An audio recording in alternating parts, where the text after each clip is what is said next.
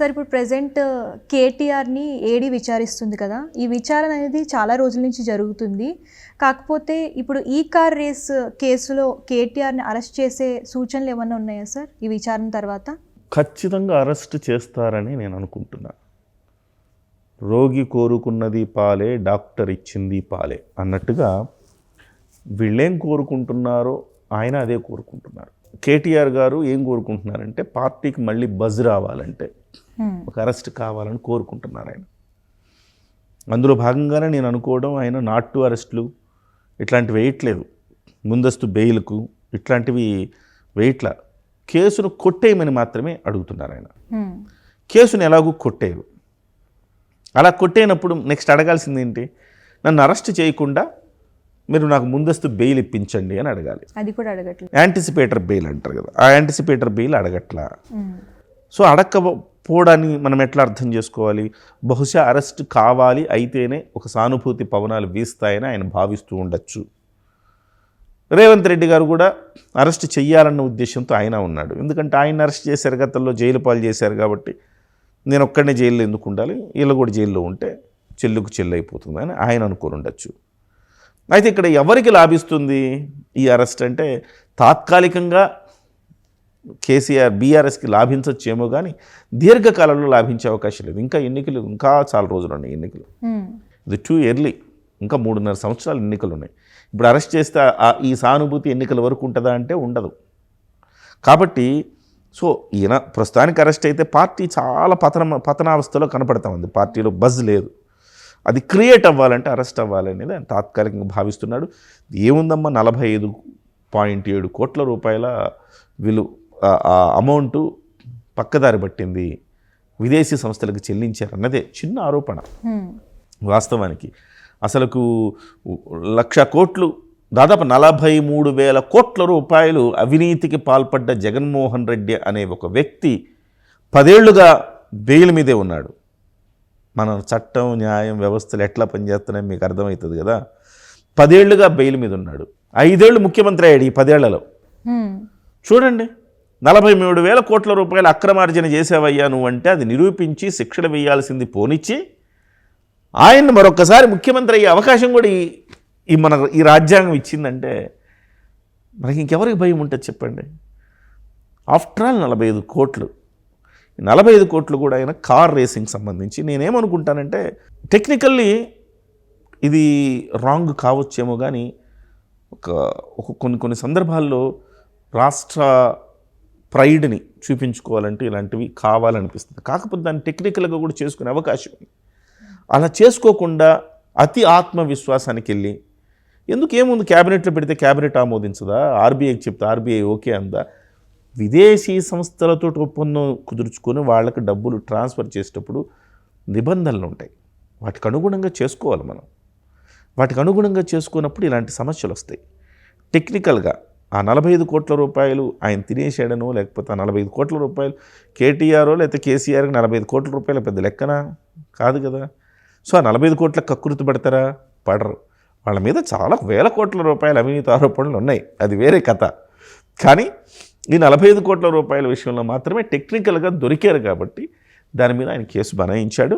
ఏదేమైనా నేనేమనుకుంటానంటే ఇవాళే అరెస్ట్ అవుతాడు అని చాలామంది అన్నారు. 7 గంటల పాటు ఈడీ ప్రశ్నించింది, రకరకాల కోణాల్లో ప్రశ్నించింది ఈడీ. మరి ఎట్లా ఉంటుందంటే ఈయన వెర్షన్ ఈయన చెప్తాడు. A1 ఈయన, A2 Arvind Kumar, A3 BLN Reddy, వాళ్ళను కూడా విచారించుంటారు.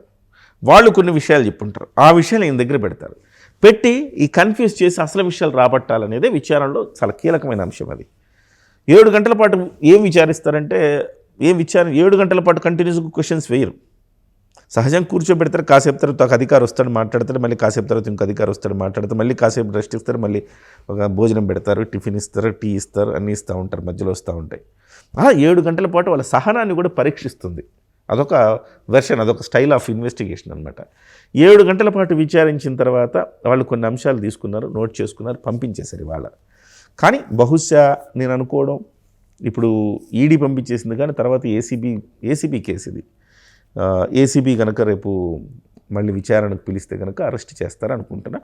డెఫినెట్గా శుక్రవారం కరెక్ట్గా చూసి శుక్రవారం రోజు అరెస్ట్ చేస్తారు, శనివారం ఆదివారం కోర్టులో ఉండమని చెప్పేసి. ఇవాళ అది కూడా లేదు. ఒక రఘురామకృష్ణరాజు గారిని అరెస్ట్ చేసినప్పుడు యుద్ధ ప్రాతిపదికన ఒక రోజులో ఆయన బెయిల్ తెచ్చుకోగలిగాడు. యుద్ధ ప్రాతిపదికన అంటే ఇంటి జడ్జి గారు లంచ్ మోషన్ అని అదని ఇదని జడ్జి గారు ఇంట్లో ఉన్నా కానీ విచారించుకోవటానికి ఆప్షన్స్ ఉన్నాయి మనకి ఇవాళ. మనకేమైంది, ఈయనకి అల్లు అర్జున్ గారిది ఏమైంది, ఒక పూటలో బెయిల్ రాలే. సో ఆ రకంగా అల్లు అర్జున్ గారిని కూడా శుక్రవారం చూసి అరెస్ట్ చేసినట్టున్నారు కదా, సో ఆయనకు కూడా బెయిల్ వచ్చింది కదా. సో ఈ రకంగా వాళ్ళకు కూడా బెయిల్ వస్తుంది, పెద్ద విషయం కాదు. బెయిల్ రావద్దు, ఓ 10 రోజులు జైల్లో ఉండాలనుకుంటే వాళ్ళు ఆ న్యాయపరమైన అవకాశాలను వినియోగించుకోకుండా కొంచెం స్తబ్దుగా ఉంటే వాళ్ళు 10 రోజులు జైల్లో ఉంటారు. అయిపోద్ది. మొత్తం మీద కేసీఆర్ అరెస్ట్ అవ్వటం అయితే ఖాయం. చాలా చిన్న ఆరోపణ, దాని నుంచి ఆయనకి ఇబ్బంది కలిగించే అంశం కూడా ఉండదు. కాస్త సానుభూతి పెరగడమే తప్ప ఈ కేసులన్నీ తేలి ఆయన శిక్షలు పడి ఇవన్నీ ఎక్స్పెక్ట్ చేయడం చాలా అత్యాశ అవుతుంది. ఎవరైనా సామాన్య మానవులు చూసి డ్రామా బాగుందనుకొని ఎంజాయ్ చేస్తానికి మాత్రమే ఇది. ఓకే సార్, ఇంతకు ముందు సినిమాలు రిలీజ్ అయినప్పుడు 50 రోజులకో 100 రోజులకో ఈ సినిమాకి ఇన్ని వసూళ్ళు వచ్చాయని చెప్పేసి చెప్పేవారు. ఇప్పుడు రిలీజ్ అయిన ఫస్ట్ డేనే 100 కోట్లు క్రాస్ చేసింది ఇలా అని చెప్పేసి చెప్తున్నారు. సో ఇదంతా ఎందుకు సార్? అంటే ఆ సినిమా మీద బజ్ క్రియేట్ చేయడానికి కావాలని చెప్తున్నారా? నిజంగానే అన్ని వసూళ్ళు వస్తున్నాయా? యాక్చువల్గా ఇందులో నిజం ఎంత ఉంది? ఇది ఇండియాలో ఇప్పుడు పాన్ ఇండియా సినిమాలు రావడంతో ఈ రకమైన ప్రచారాలు కూడా ఎక్కువైనాయి. ఇందులో కొంత వాస్తవాలే ఉన్నప్పటికీ కొంత అవాస్తవం కూడా ఉంది. అంటే మీకు 100 కోట్లు వచ్చినాయి అనుకోండి, ఇంకో 50 కోట్లు పెంచి చెప్పుకోవటం, సో రికార్డుల కోసం చెప్పుకోవటం, ఆ రకమైన పరిస్థితి కూడా ఉంది. నిజంగా వీళ్ళకి వచ్చిన లెక్కలు ఏంటో ప్రభుత్వానికి సమర్పించేటప్పుడు చెప్తారు, అవి వాళ్ళకి నిజమైన లెక్కలు. కానీ వాస్తవానికి ఇవాళ ఏంటంటే 100 కోట్ల క్లబ్ను ఒకప్పుడు 100 కోట్ల సినిమా చేసిందంటే అబ్బా 100 కోట్ల సినిమానా అంటారు. ఇవాళ సంక్రాంతికి వచ్చిన 3 సినిమాలు 100 కోట్ల మార్కుని ఎప్పుడో దాటేశాయి. తాజాగా సంక్రాంతికి వస్తున్నాం కూడా 100 కోట్లు క్రియేట్ చేసింది హిస్టరీ. ఇంతకుముందు సినిమా హిట్కి ఫార్ములా వేరమ్మా. ఇంతకుముందు సినిమా హిట్ అంటే ఒక 15 ఏళ్ల క్రితము సినిమా హిట్టా ఫట్టా అని తెలుసుకోవాలంటే 100 రోజులు ఆడాలి సినిమా. 100 రోజుల పాటు సినిమా ఆడితే అది 100 రోజుల ఫంక్షన్. ఇన్ని సెంటర్లో 100 రోజులు, ఇన్ని సెంటర్లో 50 రోజులు అని వేసేవాళ్ళు. 100 రోజులకి శత జయంతి ఉత్సవాలని చేసేవాళ్ళు, శతదినోత్సవం చేసేవాళ్ళు. అదొక పెద్ద డిఫరెంట్ ఇది ఉండేది అనమాట. ఎందుకంటే అప్పుడు ఎన్ని సెంటర్లో 100 రోజులు ఆడిందంటేనే గొప్ప. కానీ ఇవాళ వచ్చేటప్పటికే ఇన్ని సెంటర్లో అన్ని రోజులు ఆడే అవకాశం లేకుండా పోయి థియేటర్కి రావటమే తక్కువైపోయింది. జనం ఓటీటీలో వచ్చేసినాయి, సోషల్ మీడియా బాగా పెరిగిపోయింది. అప్పట్లో ఒక రివ్యూ రావాలంటే ఒక వారం తర్వాత మాత్రమే ఏదో ఒక పేపర్లో వారం తర్వాత వచ్చేది రివ్యూ. ఇవాళ అట్లా కదా, అంతా ఆన్లైన్. మీరు గంట సినిమా రిలీజ్ అయిన ఇంటర్వెల్ ఫస్ట్ షో పడిన ఇంటర్వెల్కి రివ్యూ వస్తుంది. మినిట్ టు మినిట్ ఎవడో ఒకడు ఫోన్ చేసి చెప్తాడు, లేకపోతే వాడికి మొబైల్ ఉంటుంది కదా చేతిలో, మొబైల్లోనే వాడు రివ్యూ పెట్టేస్తాడు. ఇది ప్రతి ఒక్కడు సినిమా రివ్యూర్ అయిపోయాడు ఇప్పుడు. కాబట్టి వాడికి తోచింది రాసేస్తాడు. సో నిజంగా సినిమా కొంచెం బాగుందనుకోండి ఇలా వెళ్తుంది, కొంచెం బాగాలేదనుకోండి ఇలా పడుతుంది. ఇది ఒక గ్యాంబ్లింగ్ అయిపోయింది ఇవాళ. కాబట్టి వీళ్ళందరూ కూడా ఏమనుకుంటున్నారంటే వీలైనంతగా మొదటి 3 రోజులు 4 రోజుల్లో మొత్తం శుక్రవారం సినిమా రిలీజ్ అయ్యింది, శుక్ర శని ఆదివారాలు, ఈ 3 రోజుల్లో మన సినిమా డబ్బులు మనకు వచ్చేయాలి అనే ఒక గేమ్ ఆడుతున్నారు. అందుకే మీరు చూడండి, పుష్ప 12,000 థియేటర్లు రిలీజ్ అయిందంట. ఒక 2,000 థియేటర్లు అంటే ఎక్కువ. మన ఆంధ్రప్రదేశ్ ఎన్ని థియేటర్లు ఉన్నాయి? సో ఒకప్పుడు అది పరిస్థితి. ఇవాళ ఏంటంటే పాన్ ఇండియా సినిమాలు అయిపోయి మన దేశంలోని అనేక భాషల్లోనే కాక America, Australia, London, Singapore, Kuwait, Dubai ఇట్లా అన్ని చోట్ల ఓవర్సీస్ మార్కెట్ అంతా కూడా స్ప్రెడ్ అయిపోయింది. ఒకప్పుడు ఇతర దేశాల్లో ఉండేవాళ్ళు మన సినిమా చూడాలంటే చాలా కష్టం. అలాంటిది ఇవాళ చాలా ఈజీ అయిపోయింది. ఈజీ అవ్వటం వల్ల ఒకే రోజులో డబ్బులు సంపాదించాలి చూసుకుంటున్నారు. పెద్ద సినిమా పడేటప్పుడు చిన్న సినిమాలు రిలీజ్ చేయండి, థియేటర్లో కూడా దొరకని పరిస్థితి ఉంటుంది. ఎందుకంటే ఏమాత్రం తేడా వచ్చిందంటే రివ్యూ ఫట్మంటది సినిమా, నిర్మాత బతికే పరిస్థితి లేదు. అందుకోసం తప్పదు వాళ్ళకి. ఆ తప్పదు. అట్ ద సేమ్ టైం కేవలం ఒక 3 రోజుల్లో వాళ్ళు ఎంత పెట్టారో అంత రాబట్టాలి. అంత రాబడితేనే నెక్స్ట్ టైం మళ్ళీ వాడి సినిమా తీయగలుగుతాడు. కాబట్టి ఇటు ప్రభుత్వం టికెట్ రేట్లు పెంచడమైనా కానీ, షోస్ పెంచడమైనా కానీ, ఎక్కువ థియేటర్లో పెట్టుకోవడం కానీ, ఇవన్నీ ఏంటంటే వ్యాపారం. సినిమా ఇప్పుడు ఇంతకు ముందు రోజులు 100 రోజులు ఆడితే సినిమా సూపర్, ఇవాళ 1000 కోట్ల మార్కు దాటాల. పెద్ద హీరో సినిమా అంటే 1000 కోట్లు దాటితే ఒకప్పుడు మన కళ్ళ ముందు, మన కరోనా ముందు 100 కోట్ల సినిమా అంటే వాహ్ అనుకునేవాళ్ళం. ఇవాళ కరోనా తర్వాత ఈ 3-4 ఏళ్లలో ఏమైపోయిందంటే పాన్ ఇండియా పేరు చెప్పి 1000 కోట్ల మార్కు దాటితేనే అది గొప్ప సినిమాగా పరిగణలో పెడుతున్నారు.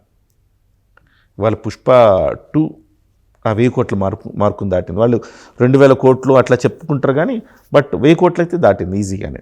సో అది కూడా గొప్పగా ఆడినట్టే లెక్క. సో బాహుబలి కావచ్చు, ఆర్ఆర్ఆర్ కావచ్చు, ఇవన్నీ కూడా 1000 కోట్ల మార్కు. ఆర్ఆర్ఆర్ 1200 కోట్లు ఏమో దాటింది. సో ఇవన్నీ కూడా 1000 కోట్ల మార్కు దాటినవి. ఇవన్నీ కూడా సూపర్ డూపర్ బ్లాక్ బస్టర్లు అని చెప్పాలి మనం. 1000 కోట్ల వరకు అందుకోగలిగితే శతదినోత్సవం చేసుకుంటే సినిమాకి ఎంత బజ్ వచ్చేదో ఇప్పుడు 1000 కోట్లు వసూలు చేస్తే అంత బజ్ వస్తుంది. కాబట్టి తప్పేం లేదు.